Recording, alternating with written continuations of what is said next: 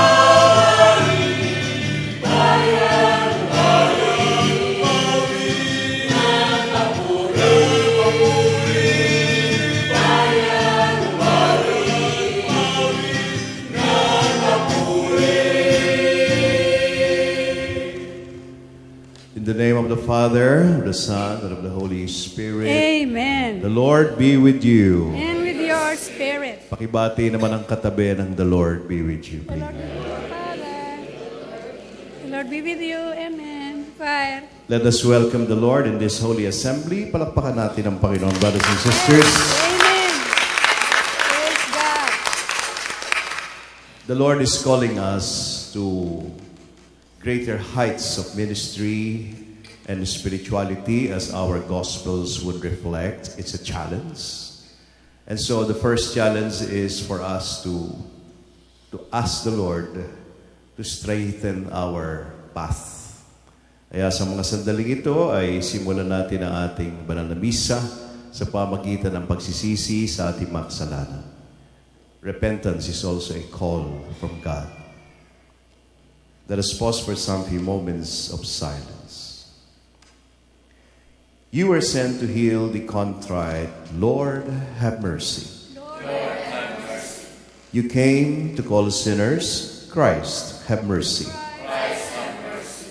You are seated at the right hand of the Father to intercede for us. Lord, have mercy. Lord, have mercy. May Almighty God have mercy on us, forgive us our sins, and bring us to everlasting life. Amen. Let us pray. Almighty, ever-living God, direct our actions according to your good pleasure, that in the name of your beloved Son we may abound in good works, through our Lord Jesus Christ, your Son, who lives and reigns with you in the unity of the Holy Spirit, one God, forever and ever. Amen. Isaiah proclaims that the Lord is coming. The regions that have experienced oppression and anguish will rejoice in the Lord's salvation. Brothers and sisters, the first reading. A reading from the book of the prophet Isaiah.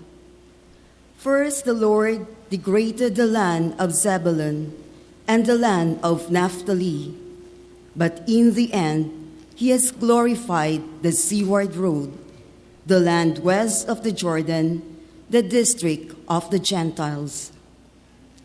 Anguish has taken wing, dispelled is darkness, for there is no gloom where but now there was distress. The people who walked in darkness have seen a great light. Upon those who dwelt in the land of gloom, a light has shone.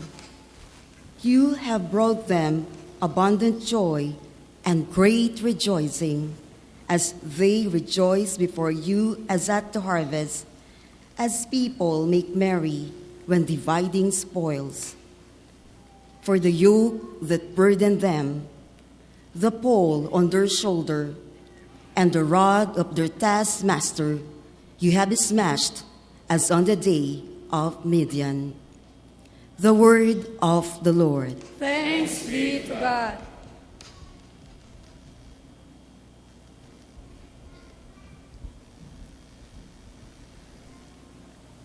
The Lord is my light and my salvation. The Lord is my light and my salvation.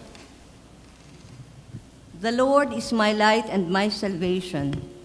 Whom should I fear? The Lord is my life's refuge. Of whom should I be afraid? The Lord is my light and my salvation. One thing I ask of the Lord, this I seek, to dwell in the house of the Lord all the days of my life, that I may gaze on the loveliness of the Lord and contemplate his temple.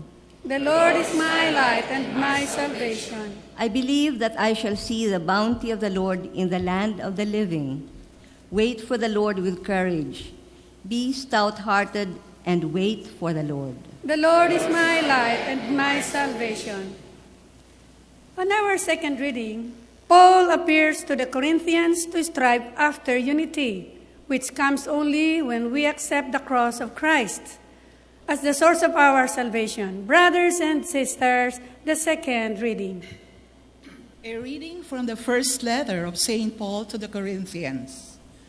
I urge you, brothers and sisters, in the name of our Lord Jesus Christ, that all of you agree in what you say, and that there be no divisions among you, but that you be united in the same mind and in the same purpose. For it has been reported to me about you, my brothers and sisters, by Cleo's people, that there are rivalries among you. I mean, that each of you is saying, I belong to Paul, or I belong to Apollos, or I belong to Cephas, or I belong to Christ. Is Christ divided? Was Paul crucified for you? Or were you baptized in the name of Paul? For Christ did not send me to baptize, but to preach the gospel, and not with the wisdom of human eloquence, so that the cross of Christ might not be emptied of its meaning. The word of the Lord. Thanks be to God.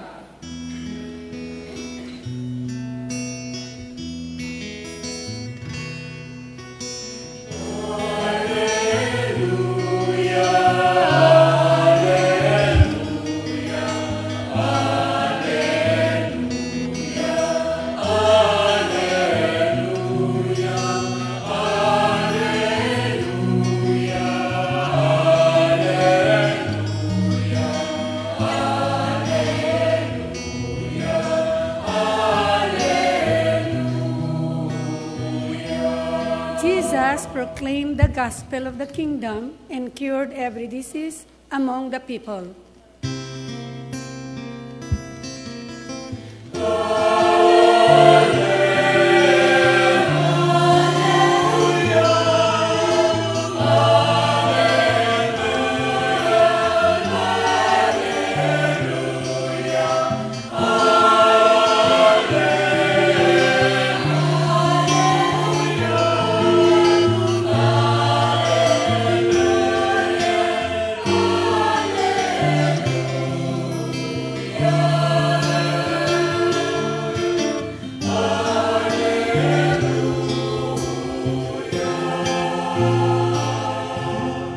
The Lord be with you. And with your spirit. A reading from the Holy Gospel according to Matthew. Glory to you, O Lord. When Jesus heard that John had been arrested, he withdrew to Galilee. He left Nazareth and went to live in Capernaum by the sea, in the region of Zebulun and Naphtali, that what had been said through Isaiah the prophet might be fulfilled. Land of Zebulun and land of Naphtali, the way to the sea beyond the Jordan, Galilee of the Gentiles, the people who sit in darkness have seen a great light. On those dwelling in a land overshadowed by death, light has arisen. From that time on, Jesus began to preach and say, "Repent, for the kingdom of heaven is at hand." As he was walking by the Sea of Galilee, he saw two brothers, Simon, who is called Peter, and his brother Andrew, casting a net into the sea, for they were fishermen. He said to them, "Come after me, and I will make you fishers of men." At once they left their nets and followed him. He walked along from there and saw two other brothers, James, the son of Zebedee, and his brother John. They were in a boat with their father Zebedee, mending their nets. He called them, and immediately they left their boat and their father and followed him. He went around all of Galilee, teaching in their synagogues, proclaiming the gospel of the kingdom, and curing every disease and illness among the people. Brothers and sisters, the gospel of Praise the Lord. to you, Lord Jesus Christ. Please be seated. Palakpakan natin ang Panginoon sa kanyang napakagandang salita. Good morning, brothers and sisters. Pakibati naman ang katabi ng good morning. May papagawa ko sa inyo. Pwede bang bulong lang, bulungan niyo yung katabi niyo at sabihin mo, tinatawag ka ni Lord. Sige, bulungan, tinatawag ka ni Lord. Ano? Sabi ko, tinatawag ka ni Lord. Wala ko sinasabing tinatawag ka na ni Lord. Iba naman yon, no? Totoo yun. Every day, brothers and sisters, you are being called by the Lord. Have you ever thought of that? No? Na-realize ba ninyo? Na lahat ng ginagawa natin ay isang pagtawag ng Panginoon. Precisely what the gospel is telling us. Si Peter, si James, si John, and Andrew, tinawag ng Panginoon. From being a fisherman, they were fishers of men. Tinatawag ng Diyos tayong lahat, brothers and sisters. Always for a mission, because there is so much to do in the world today. Ang dami-daming dapat gawin. Ngayon, sino yung mga nanay dito? Taas ang kamay ng mga nanay. Mga nanay. May mga anak kayo, no ha? Okay. Anong sagot ng anak ninyo ang ayaw na ayaw ninyo pag tinatawag ninyo? Kahit yung mister mo siguro, pag tinatawag mo, ano yung ayaw na ayaw mo sagot? Halimbawa, tinatawag mo si, anong pangalan po ninyo, Brad? Jimmy. Yan. Kunwari, Jimmy! Tapos ang maririnig mo, parang hindi ka pinansin. Di ba? Parang hindi pinansin ni Jimmy. Ganun lang. Nakakabuisit yun, di ba? Tatawagin mo, parang hindi ka pinansin. Ba? Problema sa mundong ito, kulang sa pansin. Kaya sabi mo sa katabi mo, kulang ka sa pansin. Sabi mo sa katabi mo yan, no, ha? Oo. Kayo kulang sa pansin, pero wag na wag ninyong gagawin na ang Diyos ay kulang sa pansin. Pag tinawag ka ng Diyos, huwag yung sagot mo, wag na wag mong gagawin sa Diyos yun. Yung hindi mo papansinin yung tawag niya, you will not notice the call of the Lord. Mahirap na. Baka isang araw, hindi ikaw ang pansinin ng Diyos. Tandaan niyo mabuti yan. Every time the Lord calls, remember, you have to notice it. Dapat pakinggan mo mabuti anong tawag ng Diyos sa iyo at wag na wag mong hindi papansinin. So, wag nating ano yun yung, wag. Okay, ano pa? Pag tinatawag mo, Jimmy! Ako. Sabi ni Jimmy. Unang sagot ni Jimmy. Bakit? Yun ang ayaw na ayaw ng nanay ko, yung pag sinabi sa'yo, Larry! Sabihin ko, bakit po? Anong bakit po? Halika rito. Nagtatanong kung bakit po. Pumunta ka muna doon sa nanay ko at sa kanya sasabihin ko ano ang iuutos sa'yo. Tinawag si Jimmy. Jimmy! Ano ang pangalan? Mrs. Hukay ni Jimmy. Cora. Tinawag ni Cora si Jimmy. Jimmy! Bakit? Pumunta ka rito sa sasabihin sa'yo. Kung halimbawa mo maganda yung sasabihin, Jimmy, bakit magandang lalaki ka ngayon? Parang ganyan, di ba? Yun naman pala sasabihin Huwag ka na magtatanong. Sa Panginoon, siguro magulang nyo, pwede mong sabihin, bakit ho? Ba't nyo ako tinatawag?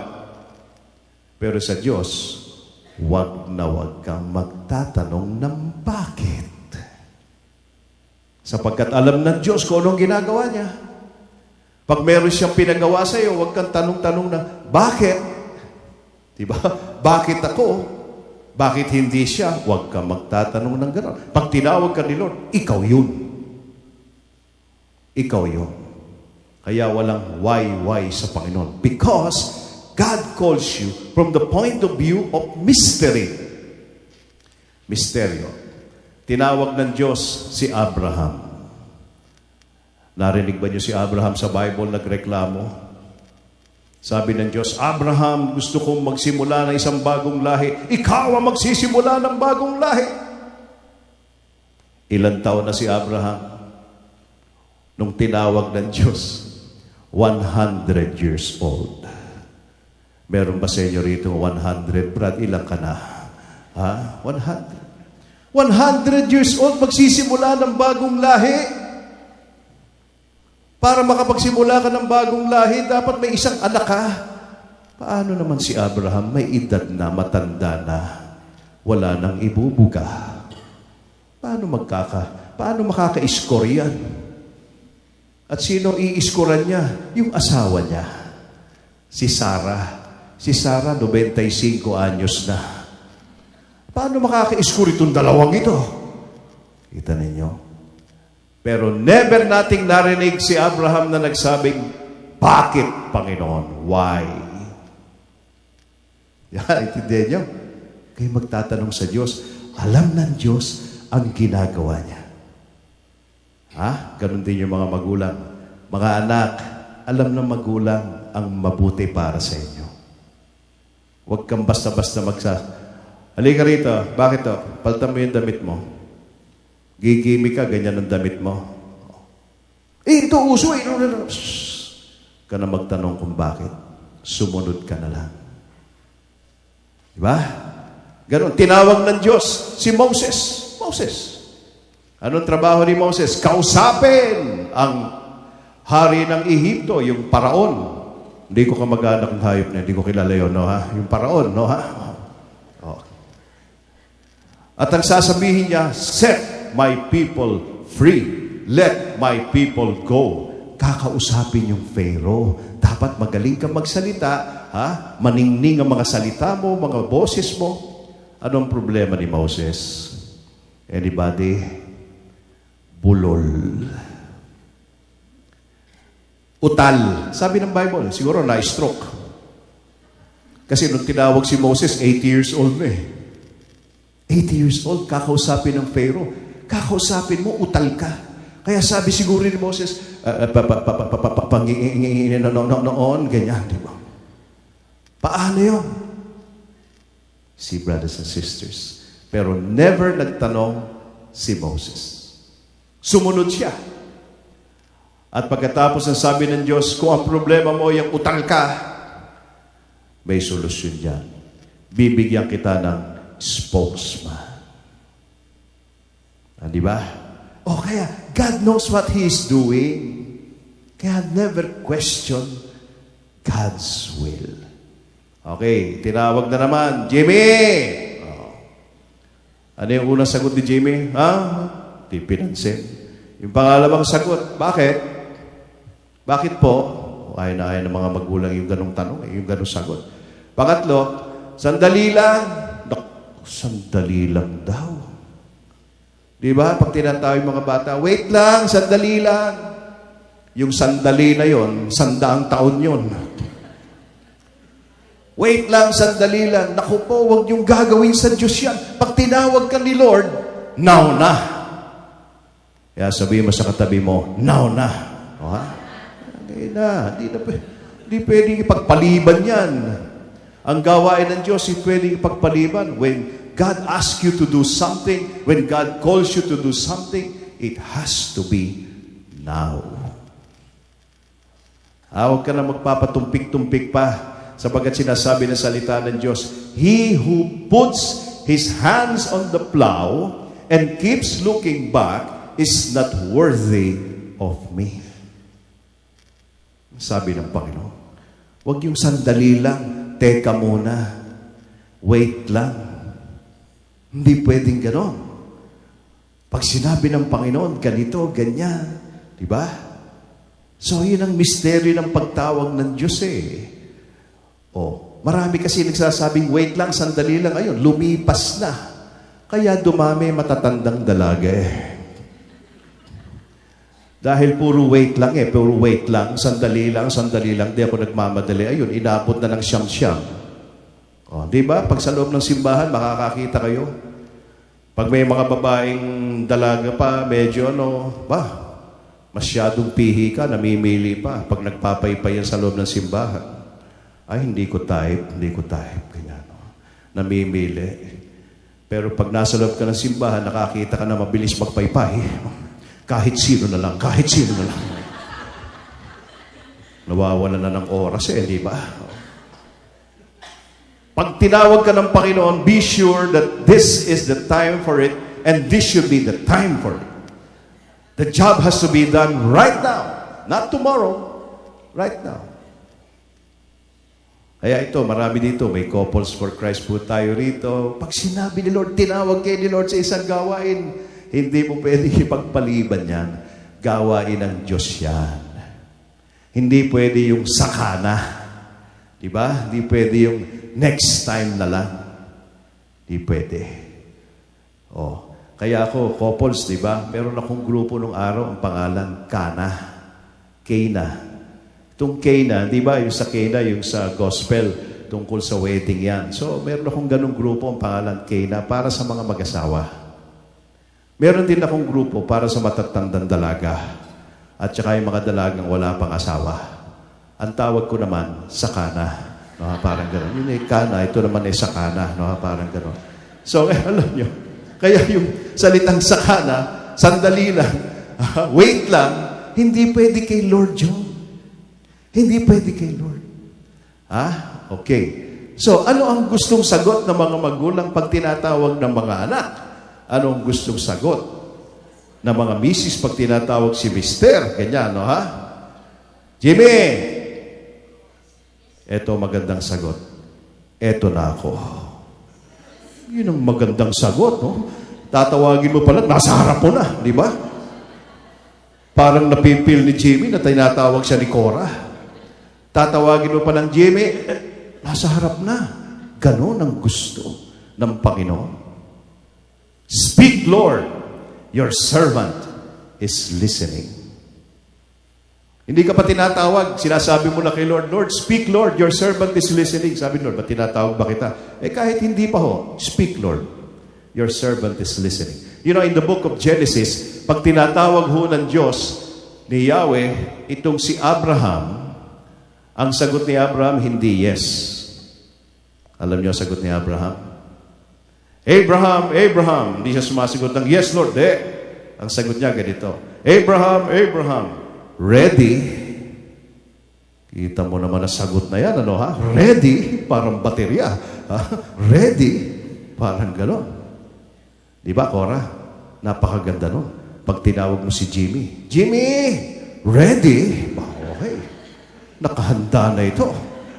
Kalay mo. Yan ang perfect na husband, di ba? Tinatawag mo pa lang, ready na. But what is that readiness? Ready to listen to you, ready to anything that you will tell me to do. I'm here, I will accomplish it. Ba? Ganun din yung mga anak. Pag tinawag kayo ng mga magulang nyo, tatawagin ka pa lang, Mami, dito na ako. anything. Wow. Di ba? Yun ang pinakamaganda. Kaya, kung kayo tatawagin ng Diyos, ayaw ng Diyos, parang di mo pinansin. O kaya, wait lang, kung ayaw niya. Bakit po? Naku po, ayaw niya. Ang gusto ni Lord, eto na ako. I'm here. Speak, Lord. Your servant is listening. Ready. Ngayon, bakit kayo tinatawag ni Lord? Tulad na sinabi ng gospel natin. Tinatawag tayo ni Lord because, brothers and sisters, ano sabi ng gospel? The towns and the countries and the places were covered with the shadow of darkness, and therefore a light has arisen. Si Jesus, liwanag. Kailangan kasi ho natin ngayon ng liwanag. Sabi ni Papa Francisco doon sa kanyang speech, sermon sa World Youth Day sa Brazil, sabi niya sa mga kabataan, maging ilaw kayo ng mundo. Manggulo kayo. Yan sabi niya. Make your presence felt, brothers and sisters. Sapagkat ang mundong ito talagang tinatakpan ng kadiliman.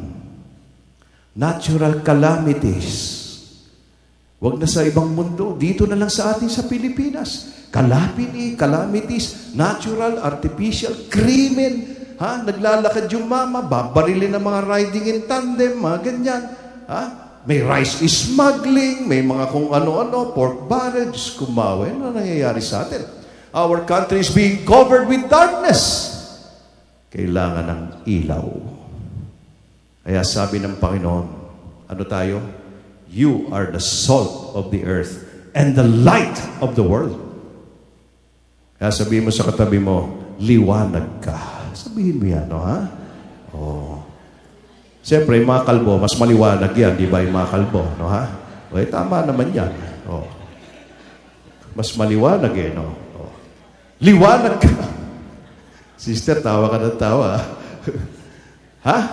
Liwanag tayo ng Panginoon, sabi niya At hindi lang yon, we are also the salt of the earth. Kaya sabihin mo sa katabi mo, ang alat mo, no, ha? Bakit? Salt tayo Salt gives meaning to whatever we eat, di ba? And light gives illumination to a dark situation in our lives. Kailangan natin ng ilaw ngayon, mga kapatid. Hindi tayo pwede manatili sa kadiliman. Liwanag tayo. Ngayon, kahuli-hulihan sasabihin ko sa inyo, itong pagtawag ng Diyos na ito, napakahirap. Hindi mo alam kung kailan at kung saan. Minsan hindi mo mapagtanto Ako ba? Aakalain ko ba magpapare ako? Wala akong kabalak-balak magpare. Gusto ko maging artista. Ito naman Kasi nung bata, nung teenager ako, may nagsabi sa akin, si Raulong kamag-anak ko, nakamukha ka raw, kahawig ka raw si Walter Navarro. Nabutan mo ba yung si Walter Navarro? Yung gwapo yun no kaya tuwing mananalamin ako, yung buho ko, kita nyo hanggang ngayon ang buho ko, parang Walter Navarro. Diba? Bilib na bilib ako, gwapo ako. Paano ko nalaman na hindi ako gwapo at hindi ako pwedeng artista? Ganito yon. 6 kami magkakapatid, 5 lalaki, 1 babae. Yung mga kapatid kong lalaki, halos pantay-pantay lang kami ng edad. Ngayon, meron kaming kapitbahay, magandang babae, very pretty girl, sumali sa Santa Cruzan, yung yung tawag dyan, yung sagala. Siyempre, ang sagala, kinakailangan ng escort, konsorte, dapat yung pogi, gwapo, di ba? Hindi naman niya kami kilala, pero nakikita niya kami, kapitbahay namin So siguro, naghahanap siya, nakita niya kaming 5 magkakapatid na lalaki, nagpunta dun sa bahay namin. Ang tatay ko nagbukas ng pinto. Iha, bakit? Kasi po, Mang Florence, sumali ako sa Santa Cruzan. Yung sagala. Pwede ho ba yung isa sa mga anak ninyo ay maging escort ko? Sabi ng father ko, sino sa kanila? Hindi ko po alam ang mga pangalan. Pero alam ko po yung itsura. Tama-tama naman, lumalabas ako sa kwarto. Malay ko sa pinag-uusapan itong dalawang ito. Nung paglabas ko sa kwarto, sabi ng tatay ko, siya ba? Tinuro ko. Alam niyo, hindi ko malilimutan yung reaksyon ng babae. Gusto kong sabunot at tadyakan yung babae. Nung sinabi ng tatay ko, siya ba? Sabi nung babae, hindi ho yan! Hindi ho! Hindi! Kumain, parang nakakita ng monster ito. Yo. Kaya doon ko nalaman, hindi ako gwapo.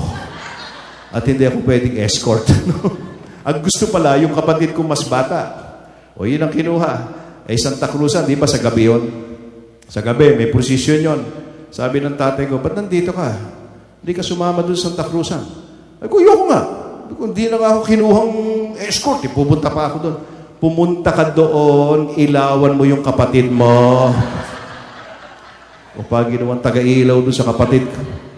Ang pang-ilaw noon, Brad, yung binobomba, Jimmy, yung gano'n. Ginawa akong taga-ilaw, bisit na bisit ako, no ha? Doon ko nalaman na hindi ako pwedeng artista, no? Taga-ilaw na lang ako sa Santa Cruzan, not knowing, after many years, God will call me at ako'y magiging taga-ilaw ng mundo. Di ba? Kaya sabi ko sa inyo, ha? Pag tinawag ka ng Diyos, yes, Lord, ready.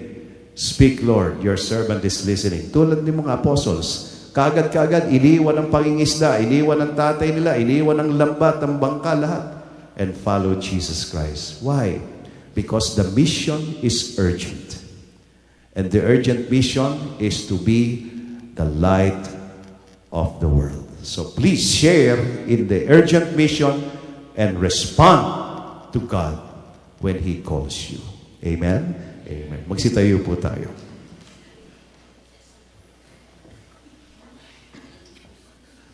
I believe in God, Father Almighty, maker of heaven and earth, and of all things visible and invisible. I believe in the Lord Jesus Christ, the only begotten Son of God, born of the Father before all ages, God from God, light from light, true God from true God, begotten not made, consubstantial with the Father. Through Him all things were made. For us men and for our salvation, He came down from heaven, and by the Holy Spirit was incarnate of the Virgin Mary, and became man. For our sake He was crucified under Pontius Pilate. He suffered death and was buried, and rose again on the third day, in accordance with the Scriptures. He ascended into heaven, and is seated at the right hand of the Father. He will come again in glory to judge the living and the dead, and His kingdom will have no end. I believe in the Holy Spirit, the Lord and giver of life, who proceeds from the Father and the Son, and who with the Father and the Son is adored and glorified, who has spoken through the prophets. I believe in one holy, Catholic, and Apostolic Church. I confess one baptism for the forgiveness of sins, and I look forward to the resurrection of the dead and the life of the world to come. Amen. let us pray to the Father that as His Son's faithful disciples, we may reflect Christ's light to the world around us. Full of trust, we will pray, Lord, make us your true disciples. Lord, make us your true disciples. May our Pope Francis, bishops, priests, and religious who have been called by Jesus in a special way to bring the light of His good news to peoples carry out their mission with generosity and perseverance. We pray, Lord, make us your true disciples. may world leaders respond with wisdom and humility to the ongoing crisis caused by the evil of terrorism and find ways to stop the spread of violence and hatred in the world. We pray. Lord, make us your true disciples. May those whose lives are overshadowed by sin and affliction experience the joy of salvation, especially through repentance and the sacrament of reconciliation. We pray. Lord, make us your true disciples. May the members of our Christian community continue to be inspired by the Word of God and enjoy one another's presence and support and know that as disciples of Jesus, we are never alone when we work for God's kingdom. We pray. Lord, make us your true disciples. May our sick brothers and sisters experience the Lord's strength and healing in our tender, loving care for them. We pray. Lord, make us true disciples. We now pray for our personal intentions. Merciful Lord, you sent us your Son to be our light and our salvation. Make us listen to him, put his teaching into practice, and joyfully share the good news that we have received through Christ our Lord. Amen.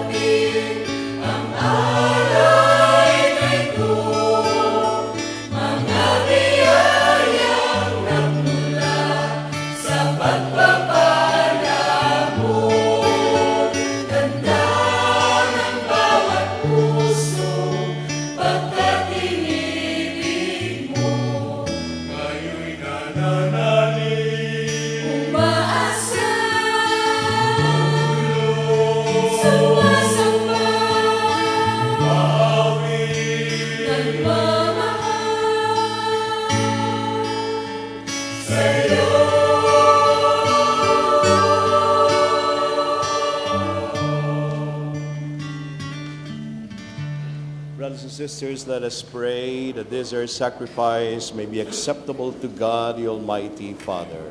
May the Lord accept the sacrifice at your hands for the praise and glory of his name, for our good and the good of all his holy church. Accept our offerings, O Lord, we pray, and in sanctifying them, grant that they may profit us for salvation through Christ our Lord. Amen. The Lord be with you. And with your spirit. Lift up your hearts. We lift them up to the Lord. Let us give thanks to the Lord our God. It is right and just. It is truly right and just, our duty in our salvation always and everywhere to give you thanks.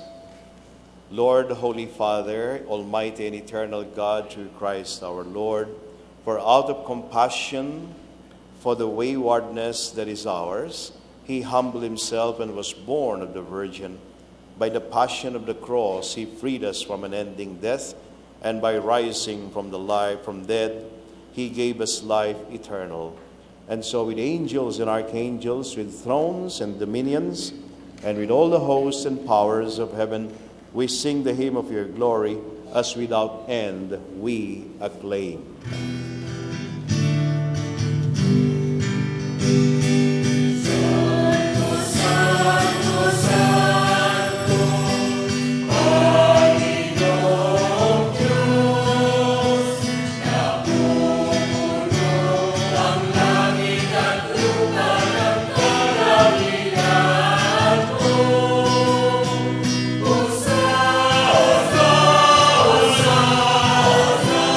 Hosanna.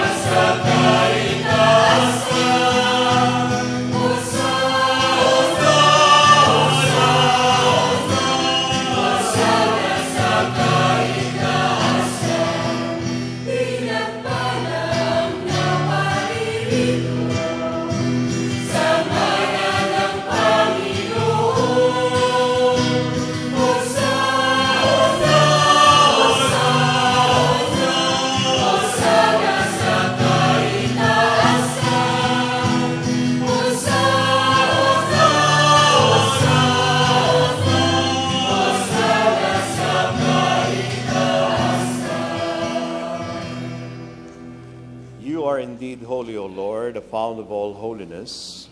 Make holy, therefore, these gifts, we pray, by sending down your Spirit upon them like the dewfall, so that they may become for us the body and blood of our Lord Jesus Christ. At the time he was betrayed and entered willingly into his passion, he took bread and giving thanks, broke it, gave it to his disciples, saying, Take this, all of you, and eat of it, for this is my body, which will be given up for you.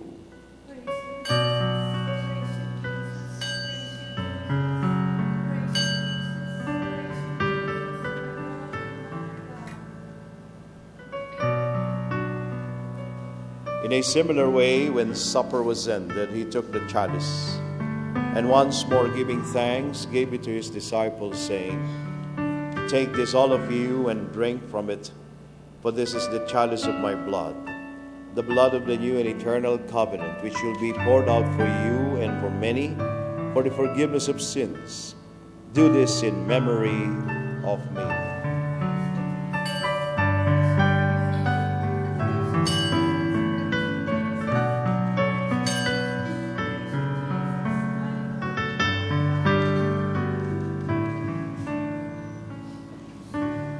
The mystery of faith.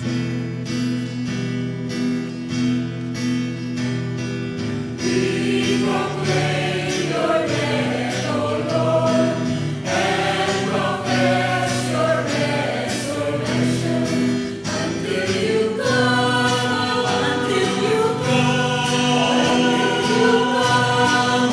again. Therefore, as we celebrate the memorial of his death and resurrection, we offer you, Lord, the bread of life and the chalice of salvation, giving thanks that you have held us worthy to be in your presence and minister to you.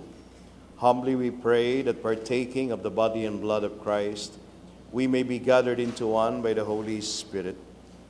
Remember, Lord, your church spread throughout the world, and bring her to the fullness of charity, together with Francis, our Pope, our bishop, and all the clergy. Remember also our brothers and sisters who have fallen asleep in the hope of the resurrection, and all who have died in your mercy. Welcome them into the light of your face.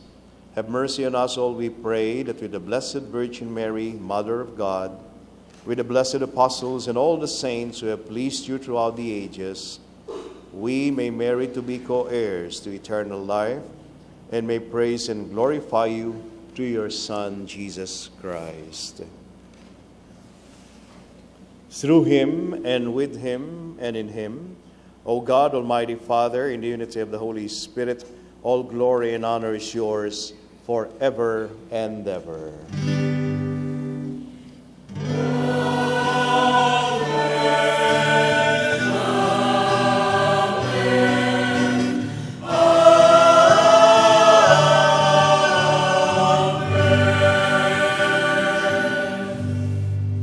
Brothers and sisters, at the Savior's command and formed by divine teaching, we dare to pray.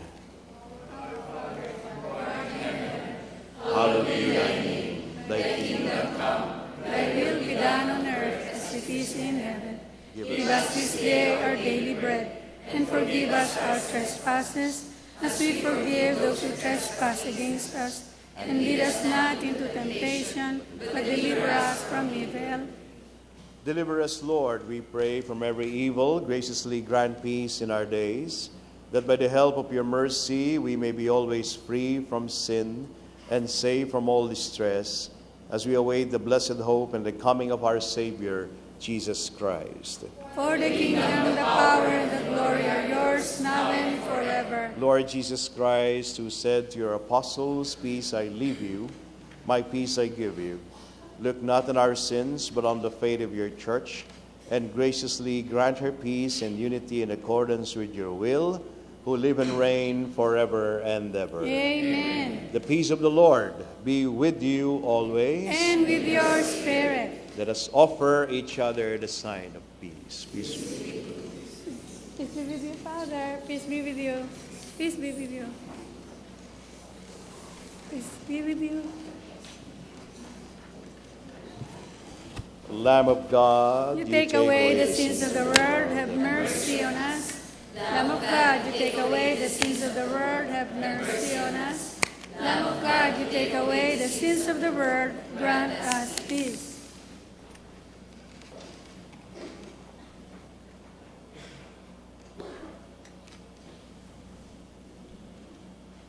Behold the Lamb of God, behold him who takes away the sins of the world. Blessed are those called to the supper of the Lamb.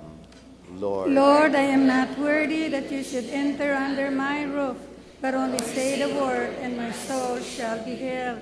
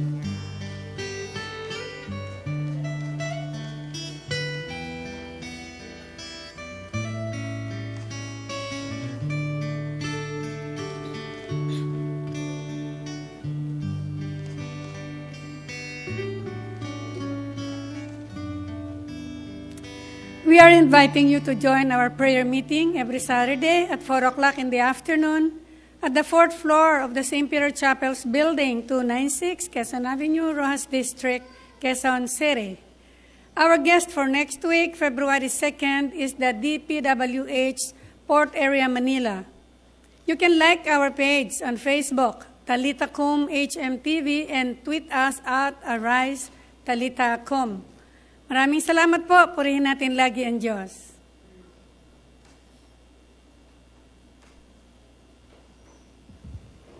Let us pray.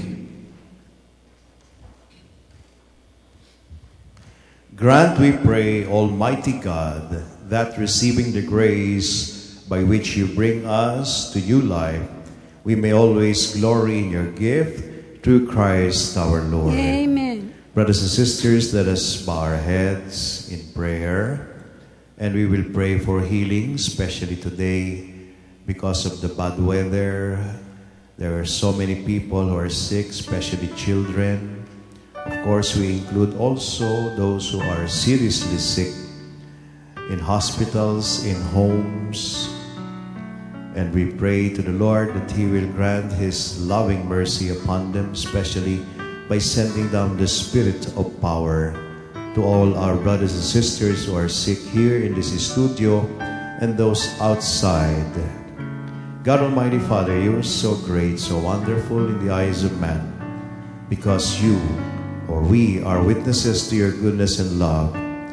Ever since your Son Jesus Christ came into this world in order to preach the healing love of God, so many people have experienced your healing power. Lord, right now, we want to experience that same healing love and power. We ask you to send the Holy Spirit upon all of us so that we will be restored to health, so that we will be strengthened, we will be shielded from any other sickness that may come upon us. Lord, we ask you to protect and heal the children, especially those very susceptible to all sorts of infections and viruses. Lord, we pray that you will protect them because you love them. Lord, we pray for the older people, those who are seriously sick. Lord, bigyan mo sila ng lakas, bigyan mo sila ng kagalingan ngayon, at alam namin ang kagalingan na ito ay magbubunga sa kanila ng isang malakas na katawan, kaluluwa at isipan, at malakas na boses upang purihin pasalamatan ka sa lahat ng pagkakataon. Lord, we ask you to heal our families. Yes, O God. Grant forgiveness to our families. May each one have a reconciliation spirit in each family. Lord, we pray that there will be love and peace and unity among them. Lord, we pray for the healing of our community, Yes, the Lord. healing of our barangays, the healing of our church, the healing of our country, especially, Yes, Lord, Lord. where there is so much division and rift. Lord, we pray that you will heal our country, heal our land, because we are your people, and we believe in you, and you are our God, whom we praise and worship and glorify. Amen. All of this, Lord, we ask in the mighty name of your Son, Jesus, together with the Holy Spirit, forever and ever. Amen. Amen. Brothers and sisters, sabihin mo sa katabi mo, magaling na magaling na magaling na magaling na magaling na magaling na magaling na magaling na magaling na magaling na magaling ka na, no? Palakpakan natin ang Panginoon, brothers and sisters. Thank you for the healing. Thank you.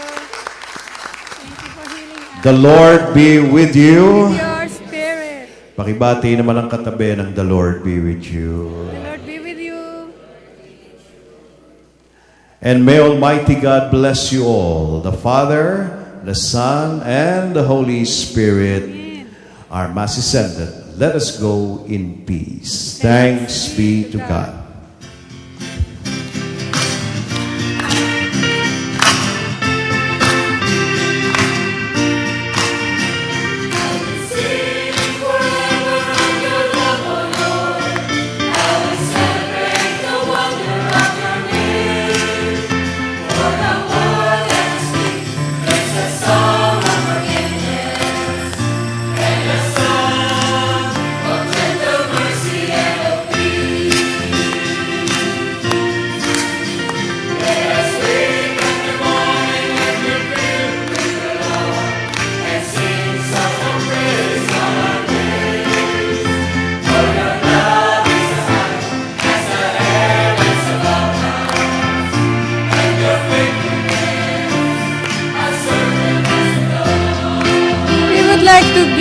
praise and thanks to the Lord for our Mass celebrant, Reverend Father Larry Faraon, the PTB4 technical crew, the HMPB production staff, the officers of St. Peter Group of Companies, Dr. Mildred Bitangcol, Mr. Ernie Santiago, Mr. York Bitangcol, and to the elders of the St. Peter community headed by Brother Ernie Bordeos.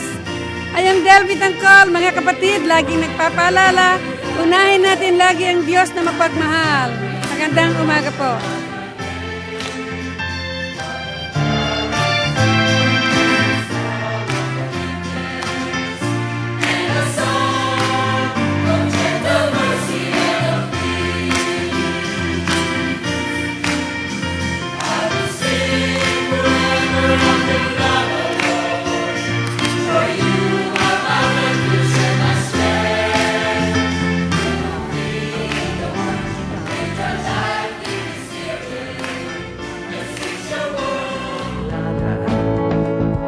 St. Peter Lifeline, panatag ang kalooban.